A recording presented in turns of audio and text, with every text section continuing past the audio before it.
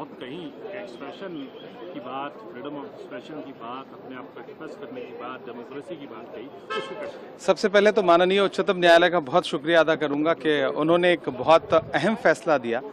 ये फैसला सिर्फ एक इमरान प्रतापगढ़ी के लिए राहत नहीं है, बल्कि इसका संदेशा दूर तक है।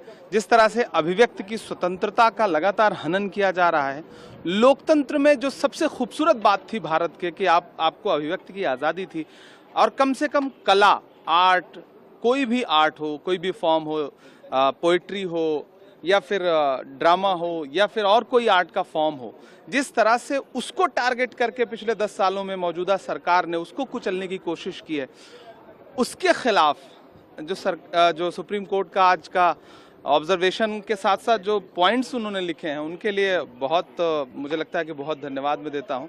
और मैं मेंबर ऑफ पार्लियामेंट हूं, बेसलेस एक FIR मेरे ऊपर हो जाती है और उसके बाद मुझे इतना परेशान होकर माननीय उच्चतम न्यायालय तक आना पड़ता है, तब जाकर के मुझे न्याय मिल पाता है। तो सोचिए इस देश की आम जनता, आम आवाम कितना इस तरह के मामलों के शिकार हो रहे होंगे। तो ये एक लंबी लड़ाई है और मुझे लगता है कि सरकारों को इस दिशा में सोचना चाहिए कि जनता प्रताड़ित हो रही है, पुलिस एक टूल बन करके काम कर रही है, आपसे असहमत हैं तो आप पे FIR है।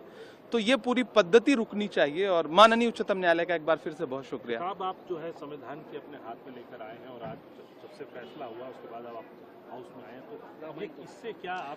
दरअसल हमारे नेता राहुल गांधी जी एक बात कहते हैं कि देश संविधान से चलेगा और इसको बचाने की लड़ाई हम सबको लड़ना है, लोकतंत्र को बचाने की लड़ाई लड़ना है। तो जाहिर सी बात है कि यही वो किताब है जिसने आज मुझे न्याय दिलाया है। तो मैं इस किताब का भी बहुत शुक्रिया अदा करूंगा जो हमारे लिए बहुत महत्वपूर्ण है। और मैं एक मेंबर ऑफ पार्लियामेंट हूं, मैं इस चीज को इंश्योर करने की लड़ाई लड़ूंगा कि देश संविधान से चले। एक सेकंड सर।